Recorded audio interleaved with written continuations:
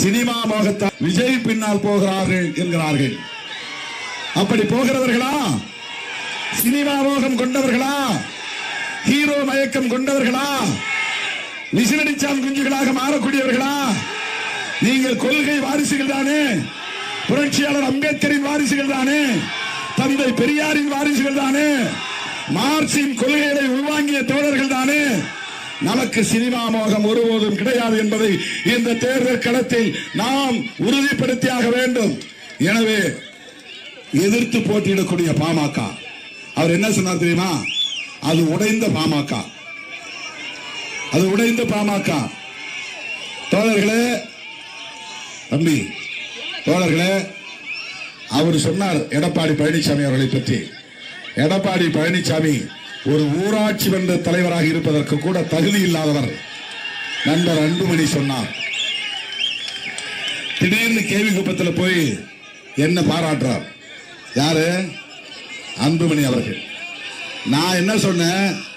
ஒரு அம்பேத்கர் இயக்கமும் இன்னொரு அம்பேத்கர் இயக்கமும் ஒரே தொகுதியில் போட்டியிடுவது நல்லா இருக்காது, அதனால எங்களுக்கு தொகுதி மாற்றி கொடுங்கன்னு சொன்னேன். அவ்வளவுதான்.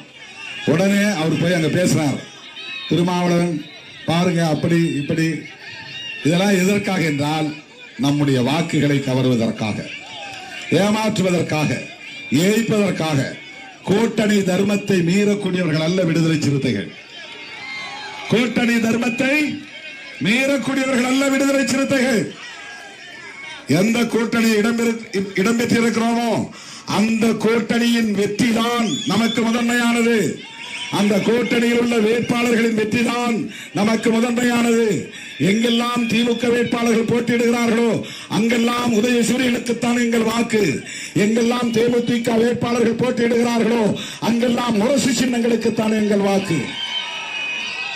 எங்கெல்லாம் கம்யூனிஸ்டுகள் போட்டியிடுகிறார்களோ அங்கெல்லாம் அந்த சின்னங்களுக்குத்தான் எங்கள் வாக்குகள். வெறும் சாதி அடையாள அரசியல் செய்யக்கூடியவர்கள் அல்ல சிறுத்தைகள்.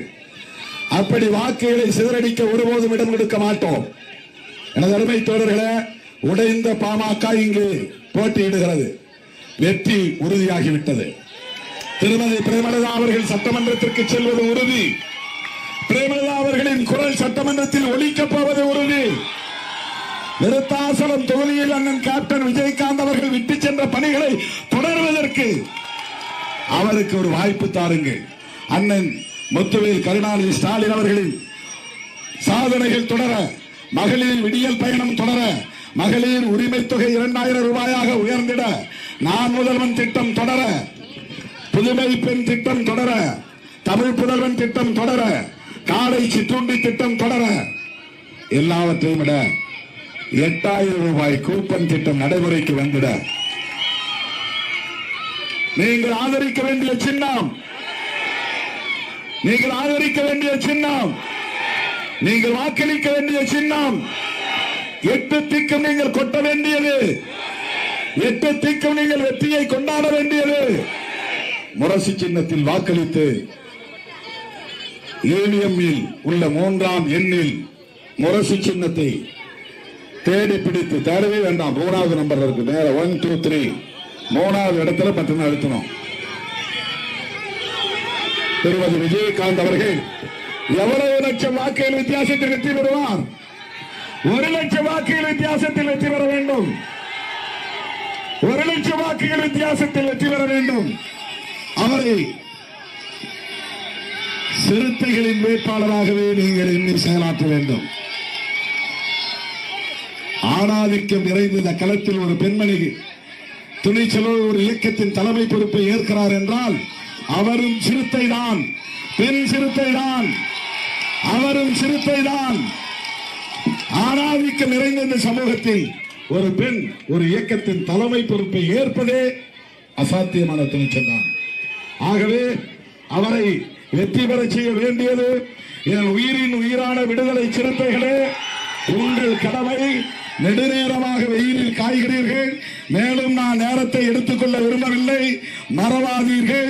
உங்கள் பொன்னான வாக்குகளை, முத்தான வாக்குகளை முரசு சின்னத்திலே முத்திரையிட்டு அவரை பெருவாரியான வாக்குகளை வித்தியாசத்தில் வெற்றி பெற செய்யுங்கள், வெற்றி பெற செய்யுங்கள் என்று கேட்டு முடிக்கிறேன். நன்றி, வணக்கம். நமது சின்னம், நமது சின்னம், வெற்றியின் சின்னம் நமது சின்னம் வெற்றியின் சின்னம், நமது சின்னம் வெற்றியின் சின்னம், மதசார்பற்ற முற்போக்கு கூட்டணியின் சின்னம், சிறுத்தைகளின் சின்னம், சிறுத்தைகளின் சின்னம்.